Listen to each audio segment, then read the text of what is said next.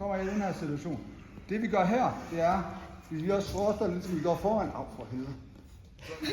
Vi går herfra, sparker op, drejer og sparker. Okay? Vi kan også sparke den vej, det er også fint nok.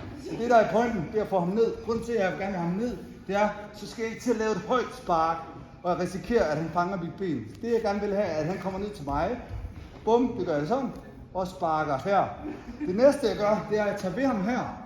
Nu har han ikke gi på, men nu tager jeg ved bukserne her. Så trækker jeg enten til højre eller venstre. Okay? Så lukker jeg ham bare ned der. Okay? Tak. Prøv igen. Nu trækker jeg ham til venstre. Ja, venstre. Okay? Op, spark, tag ved, og hiver ham den vej. Okay?